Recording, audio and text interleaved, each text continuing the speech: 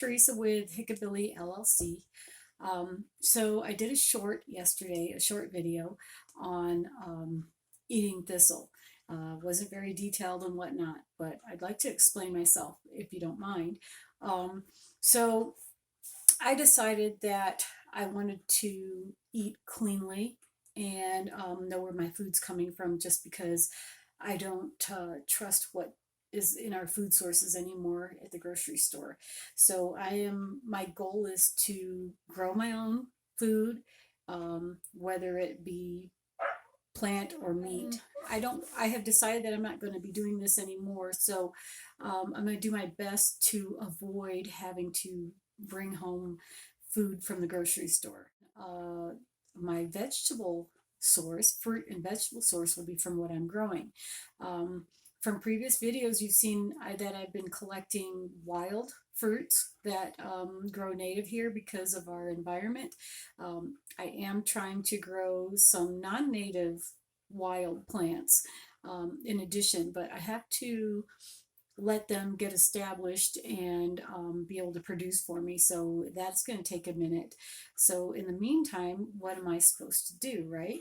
So um, in my yard, I have identified 3 plants. There are more than that that's available to me in my area that I can eat that comes from the wild. So I have a book. It's called Best Tasting Wild Plants of Colorado and the Rockies. This book was written by Bob Seebeck, better known as Cattail Bob. And he's got, this book was actually a popular book that he wrote. He's written many others. But for example, this book shows the different seasons, the time of the year, so you can identify this plant. So it's a very nice book that, no matter what time of year you're going out. Lookalikes, which is what some books don't give you that information, because some lookalikes are actually toxic. So you want to be really careful when you're out harvesting wild foods, mushrooms, greens, herbs, things like that, fruit.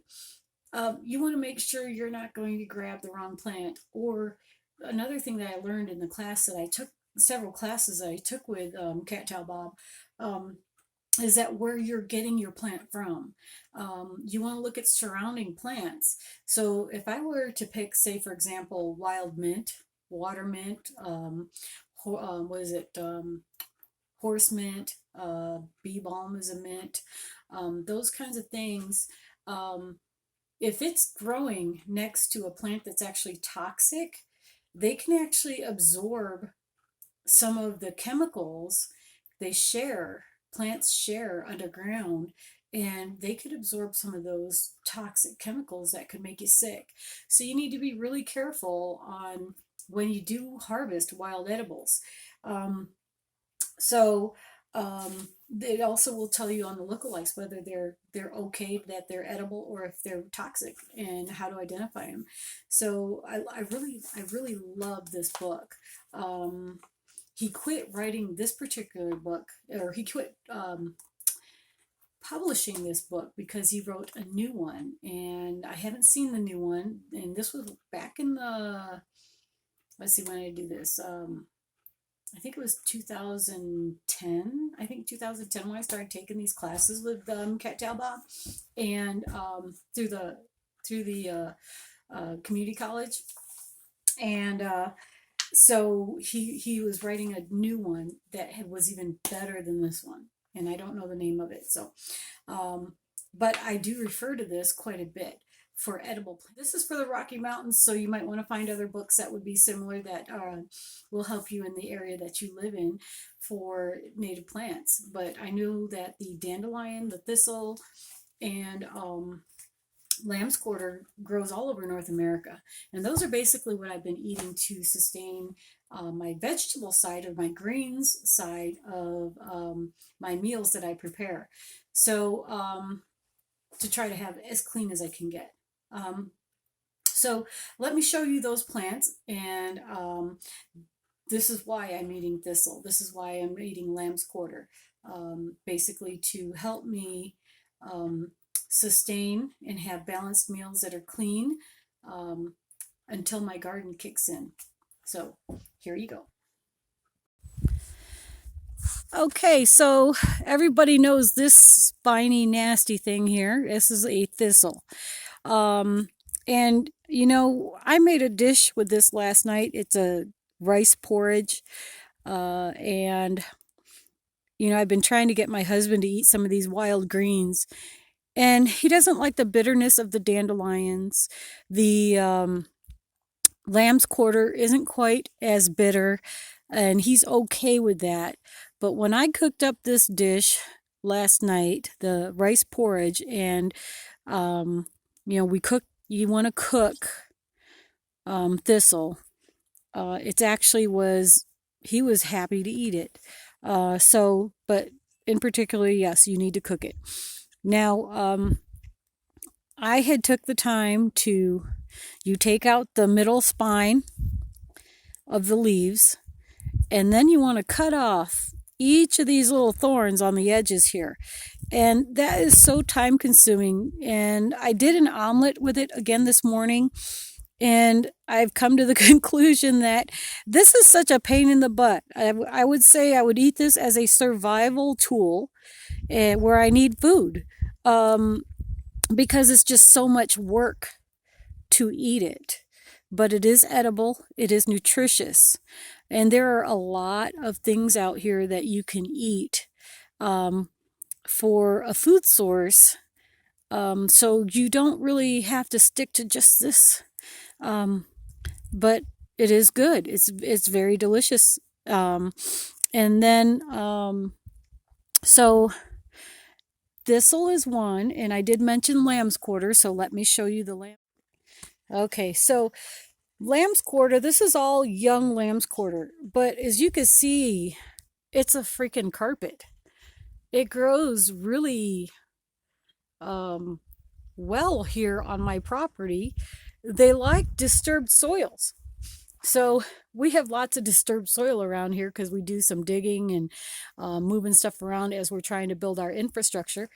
And this area, I wanted to do an underground greenhouse, so I had my husband try to dig down so that we can have 4 feet down.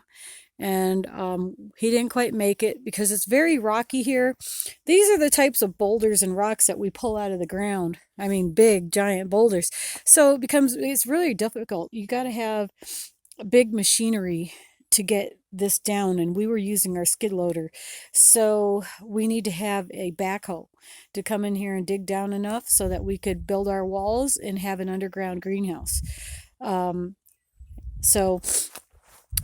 Because of our harsh weather here, it'd be nice to have an underground to extend our season and possibly grow year round of fresh vegetables and greens. But until that happens, I'd like to, still preserve these things. So this is lamb's quarter. Or it's also called goosefoot. It's called by quite a few different things, but it is definitely edible and nutritious. Again, it's also like a spinach. So this is, I think, what I will be sticking to. Now remember, with spinach type plants, I can't remember the genus it's called under, but they carry oxalates. So you don't want to eat a lot of them. So you want to keep, kind of variety. I'll do lamb's quarter, and yesterday I did the thistle, and then let me show you another group. So everyone should know the good old-fashioned dandelion. Dandelion is extremely healthy for you. You can eat the flowers, you eat the greens, and the roots are used medicinally. Also, you can use them for coffee substitutes. So these are just 3 plants that grow here in my yard that also grow wild everywhere. There are other plants that are still edible that you can use in your arsenal, but I don't have them growing here. I do believe there is a mustard, a wild mustard that you could eat the greens that is also growing, might be in my yard, but I have to correctly identify it before I'm going to eat it. These three plants are what I'm familiar with. I'm confident in eating them because, as in anything you do, if you're going to eat something from the wild, you want to be absolutely sure you are identifying it correctly before you start eating it, because you could get something that actually can make you sick. So you really want to be careful. But I think everybody knows dandelion. And there's actually a research study in Canada that I read up on that is using dandelion to help with cancer patients. This particular herb or vegetable might actually help reverse effects of cancer, which is a very awesome plant, powerful. I'm sure people have heard of stinging nettle. I have to go up to further up into the mountains to identify that. I don't have stinging nettle growing in my yard. They like wetland areas. I do wish I did have it growing here, because that I would like to also have in my medicinal cabinet for teas and such. But stinging nettle has so many medicinal uses that it is another superfood.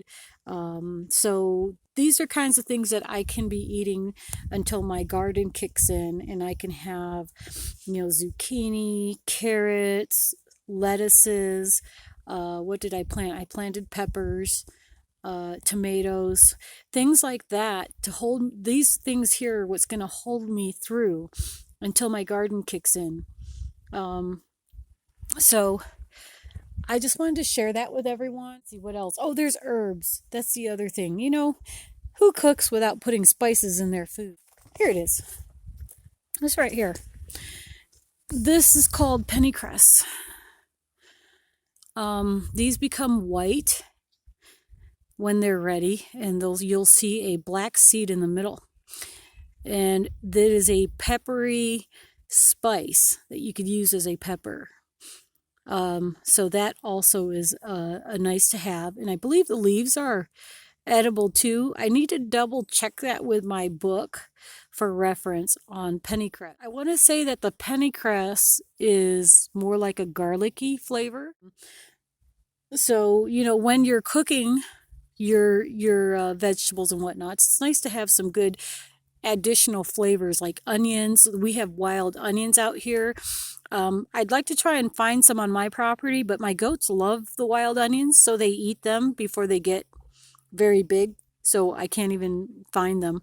So yeah, wild onions are awesome. They have a nice flavor for seasoning. The pennycress, a nice little spice that can be found at least here in the Rocky Mountains. I'm sure in your guys' different areas you have different plants that will grow, but boy, if you do some research and you can find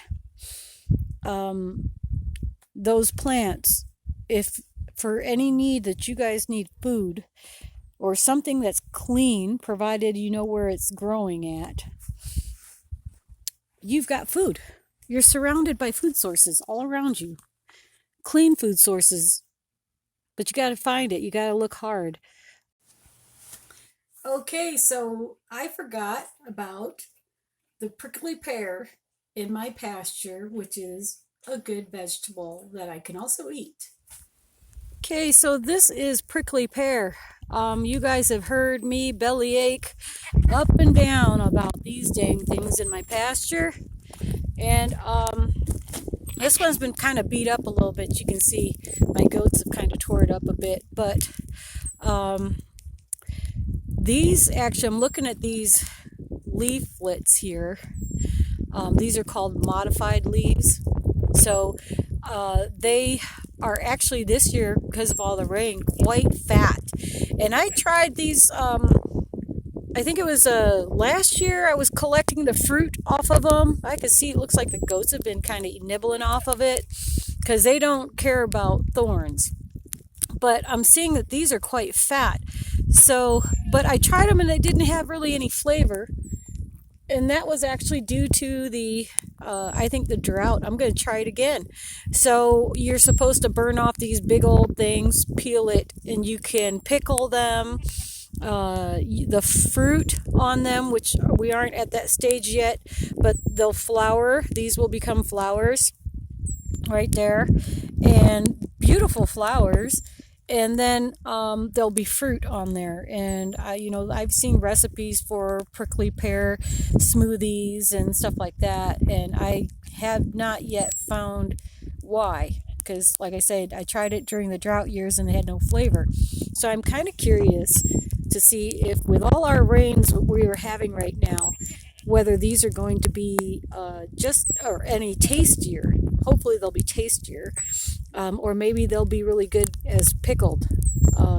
So I'm gonna go find a nicer looking one. This is a pretty older one, so I'm gonna go see if I can find a nicer looking one and collect. And I'm going to clean it up and slice it and see what it tastes like, and I'll let you guys know. All right, folks.